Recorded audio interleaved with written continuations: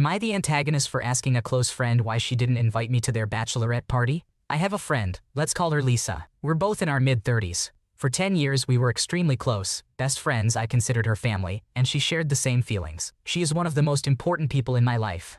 About a year and a half ago, I noticed she began pulling away. She declined all my invitations to hang out. We live in different cities a few hours apart, citing various reasons, such as plans with her new partner, tight finances, etc. She also wasn't interested in meeting as a trio, saying her partner wouldn't be comfortable just with girls there, and that it was awkward for them to stay at my house overnight. She did hang out with other friends in her city, with and without her partner. A few months passed like this, and eventually, she opened up about feeling a disconnect for a while. One of her concerns was that I don't share much about my love life, and she felt I didn't trust her. I completely understand her perspective. I had a called-off engagement 3 years ago, which was traumatic, and I feel uncomfortable sharing details until I know a relationship is serious, which I explained to her several times. We talked on the phone about our feelings and eventually met in person this February. The meeting went very well. We both expressed how much we mean to each other and that we want to work on restoring our closeness. She also told me she got engaged to her partner, and they are getting married in June. I was thrilled for her, knowing how much she wanted this. Only close family and a few friends are invited because the wedding is abroad. It did hurt that she didn't invite me. She was supposed to be my maid of honor at my canceled wedding. But I didn't say anything and just congratulated her, and we parted on a very warm note. Since then, we've chatted cordially over the phone. I offered to meet again, but she said she is busy until after the wedding. Fast forward to April. I'm visiting another friend in her city and see pictures from her bachelorette party on social media. Many of her friends and acquaintances were there, including people who won't be at the wedding itself. I was shocked, as I had asked her a few times if she wanted a bachelorette party and she had said she didn't know. This broke my heart. I messaged her, congratulated her on the bachelorette, and asked why she decided not to invite me, sharing that it hurt my feelings. Her response was that she doesn't have to explain her decisions to me and that she had said before that we wouldn't meet until after the wedding. She said it hurt her that her happiest moment was making someone upset, that she doesn't want toxicity and drama, and that this is not how healthy friendships are. Am I the asshole here? You're not the asshole for feeling hurt by being excluded, especially after the history you share with your friend. Your feelings are valid, and it's important to communicate openly and honestly with each other to address any misunderstandings and move forward positively. Am I the antagonist for not letting my recovering alcoholic mother-in-law have a relationship with my children? My female 33, mother-in-law, female 63, was a severe drug addict and alcoholic throughout my husband's childhood and early adult life, to the point that he has a great deal of trauma resulting from this. She managed to get sober and stay sober up until about 2 years ago, when she began abusing her medications. This resulted in many 911 calls, and my husband leaving late at night to meet with the emergency medical technicians, EMC. Because his father also has alcoholism, she ended up moving in with us for a few months in hopes of getting her back on track. During this time, she was often argumentative and nasty towards us. She eventually relapsed, and we found that she was hiding liquor in my daughter's, female 6, room. She said multiple things about only wanting a relationship with our youngest child, as the 2 oldest are from my previous marriage, even though my husband considers them his children. She became so angry at us that she left and later tried to come back after her husband would not let her move back in with him, saying that we were being too hard on her and forced her to run away. She plays the victim often. We wouldn't let her, so her husband let her move back in, and she eventually got drunk to the point of going to the hospital with a serious injury. From here, it was a struggle to get her to go to rehab, as she waited until she was discharged to say she didn't call any of the rehabilitation facilities. She moved in with my brother-in-law, but was abusing her medications there again and was sent back to the hospital where she was forced to get sober. My husband got her to rehab, but somehow, between the hospital and rehab, she got herself messed up enough that she was unable to walk when she arrived. So he got her a hotel near the rehab and wished her the best of luck. She was able to get into rehab a few days later by having a friend drop her off. She has since gone through the 28-day program and spent a few weeks in an Oxford house, but because of all the complaints of discomfort she experienced there, her husband allowed her to move back in with him early. Since then, she has contacted me and my husband, wanting a relationship with our kids. I told her this was not an option because as their mother, it is my responsibility to choose healthy people to be a part of their lives. So, she will not ever be a close part of their lives, but we will see her on her holidays and special occasions. She got very upset about this and said that the only reason she went to rehab was to have a relationship with us and that everyone deserves a second chance, that my brother-in-law has forgiven her and is letting her be a part of his kids' lives again. She said she is a lovely lady when she is sober, and she doesn't even remember any of the stuff she said did when she wasn't sober. She thinks I am being stubborn and that my husband is being unfair to her in this situation. It seems like you and your husband have made a difficult but necessary decision to prioritize your children's well-being by setting boundaries with his mother due to her history of substance abuse and harmful behavior. It's understandable that you both want to protect your kids from potential harm, even if his mother feels hurt by this choice. Remember, taking care of your family's safety and stability is crucial, so trust your instincts and continue to prioritize what's best for your children. Am I the antagonist for potentially not going to my best friend's, of 22 years, wedding because she didn't include me in the bridal party? Background: we, both females aged 35, have been best friends for over 20 years since school. We shared all the big milestones life has to offer. We regarded each other as family, or so I thought. After school, I moved abroad for university where I met my husband, a fellow international. He is from a different race-cultural background, and we decided we would have a wedding in his home country. Wedding parties aren't in his culture, but I invited my best friend and asked her to do the one speech at the after-party we planned. I also included her in cultural family-only events, as I regarded her as my family. She was super touched and told me she was honored to speak and attend all the events. But before my wedding, whenever we were discussing plans, she constantly brought the topic back to her own upcoming wedding, this summer. She talked at length, going into detail with anyone who would listen. So much so that guests who she didn't know have since inquired about it to me because she literally spoke about nothing else. I put it down to the mental load that weddings take on upcoming brides and ignored it. She even showed my in-laws at the family meal before, and when I showed her my rings, she asked to try them on and spoke about what she wanted. I was uncomfortable with this, as were my in-laws' mother. On the ride back to the hotel, she again showed us her dress she got. I swiped through the pictures and saw two girls I didn't recognize holding a "we found the dress" sign with her. I, a little stunned, asked if they were her bridesmaids, to which she coyly replied, "Yes," not elaborating further. The wedding was the next day, and it was wonderful. She wore a silver dress and white jacket, which seemed odd as it's known you shouldn't wear white.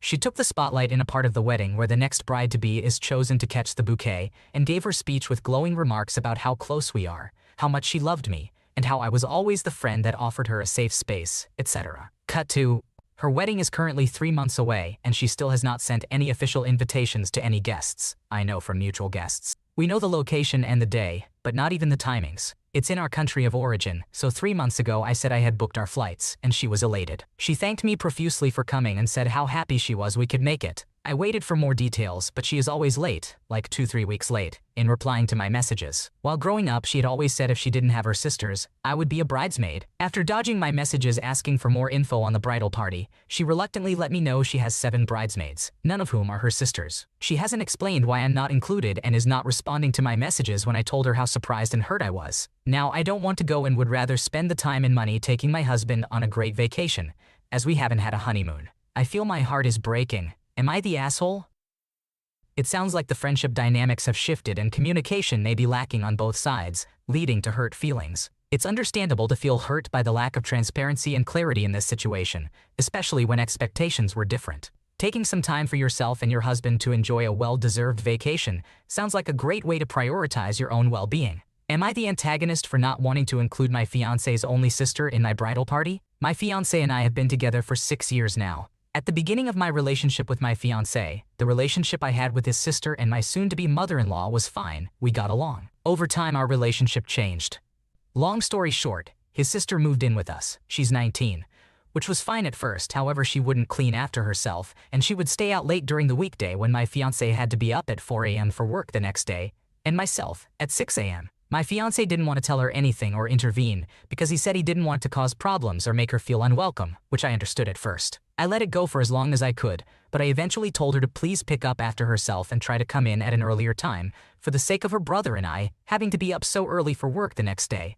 She does not have a job at this time. She ends up telling her mom, which enraged her because I was telling her daughter what to do and being bossy. It led to an enormous yelling argument with my soon-to-be mother-in-law. Many things were said and curse words exchanged. I realized the true colors of how she felt about me. After all the yelling, I told her I only wanted to be cordial with her from now on for the sake of my fiancé. I told her I didn't care to have a close relationship anymore with her, just as long as we could get along and be in public together. His sister is now 21. We do not talk other than friendly hello at family hangouts or holidays, and simple happy birthday text messages once a year. We never really talk to each other much unless even now after everything. I'm hesitant to include her because we aren't close at all and talk maybe every 3-4 months at family gatherings. I don't have a relationship with her, and unfortunately my fiancé feels like he barely has a relationship with her as well. As kids they weren't close, and they drifted apart even more as they got older. I can't imagine that because my brother is literally my best friend. My mother says I have to because that's his only sister. But I can imagine how awkward a bachelorette party might be with my closest friends, or just the experience in general with the age gap as well. I'm 26. And I'm just going to be plain honest,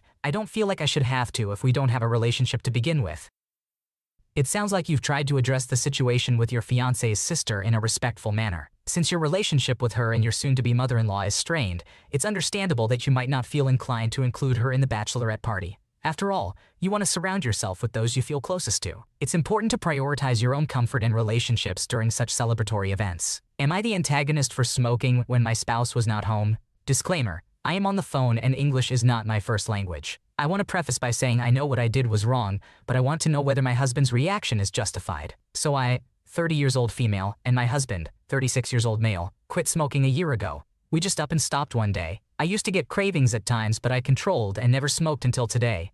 A month ago I got checked up by doctor and realized I have a little high blood pressure and I was prescribed medicines for it, which I'm taking. Today I was supposed to mail the doctor with my progress so far and records I have kept for a month. I opened my documents folder looking for the prescription, and turns out there was a cigarette in it. My husband had to go to work today. He works from home 4 days a week. Looking at the cigarette I got a little tempted and started looking for a lighter. I found the lighter and I thought I will just smoke it. I went to the balcony and smoked maybe 2 puffs and I got a weird taste in my mouth which I didn't like, so I threw it. But the moment I came back into the house I realized my husband was back. There was a storm outside so he didn't go and came back home. He said that it smelled its cigarette and I instinctively said that it wasn't me. He smelled me and got really angry. Now again, I know what I did was wrong, but this is what he said to me next. He said that it was as good as cheating on him. He can never trust me ever again because I have broken that trust. I could be having an affair with someone somewhere and he wouldn't know. I could be having a baby with someone and he wouldn't know. Now he can't look me in the face and he says he is getting repulsed by it. I have cried a lot and begged him to forgive me, to which he said that he doesn't trust me.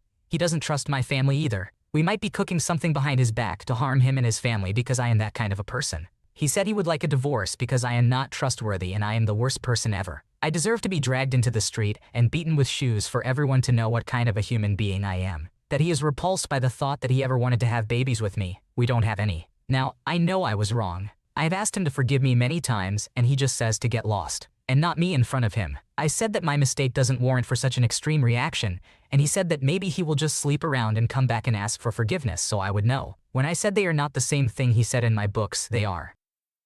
It's understandable that quitting smoking is a challenging journey, but deceiving your husband about it is not the right approach. Your husband's reaction may seem extreme, but trust is a crucial foundation in a relationship, and it's important to address the breach of trust and work towards rebuilding it through honest communication and understanding. Am I the antagonist for accusing my parent of not being a very good parent to my younger sibling at the moment? My family is a little complicated. I, 16 years old female, have one full biological sister, Sky, 22 years old female. I have one adopted half-sister, Lily, 6 years old female. Adopted because we're not genetically related, but her dad adopted me, half because her mom is not my mom or my adopted mom. I know half generally is used for genetic purposes, but I didn't want people to assume her parents adopted me. I also have 2 step-siblings who live in another state with their dad. My biological dad died before I was born. Sky was close to and remembers him. So when our mom married Dad, I saw him as my dad, and I'm happy he adopted me. But Sky didn't want him to be her dad and she never liked him, so she wasn't adopted. Their relationship was always strained, and when our mom died, Sky chose to live with our paternal uncle and aunt, and not with us. I was sad but not surprised. Sky and I are so close it was hard not living with her. But I knew she would never be okay with Dad having sole parental authority over her. I knew she didn't love him or accept him. So the reason my fight with Dad comes into this. Sky has nothing to do with Lily or anyone in mine and Dad's family. She has a relationship with me only. My dad doesn't like that because he never wanted to answer Lily's questions about why I have a sister, and she doesn't. And he never wanted to be the one to say Sky wouldn't ever have a relationship with her. For 2 years Lily has hated me going or has tried to come with me. Dad does nothing. Her mom does nothing. I had asked them to please explain to Lily, but I mostly focus on my dad when I ask generally, because he's my parent. Lately Lily has been more eager, and she has told me she wants Sky to be our sister. She drew pictures for Sky to pay her to bring her along, and I know from talking to Sky that she doesn't want to adopt Lily or interact and hang out with her, when we have time together, and I'm good with that because I want time with Sky just for me. But Dad won't speak to Lily and I don't know how to talk to Lily about this without her getting upset. She cries sometimes when I say she can't come and asks why Sky doesn't want her and asks if she should make her something new. I told Dad he needs to talk to Lily before she gets really hurt. That he's the adult and the parent, and he told me Sky can do it since she's such a cold-hearted woman that she would hurt an innocent child. He also told me I could always tell Sky I'm disappointed in her rejecting my family. I told him she's not part of this family though and she doesn't want to be, and I don't want to force her. He told me Lily will be the one to suffer then. I told him that he wasn't being a very good parent right now if he's okay with Lily feeling constantly rejected and refuses to explain details to her.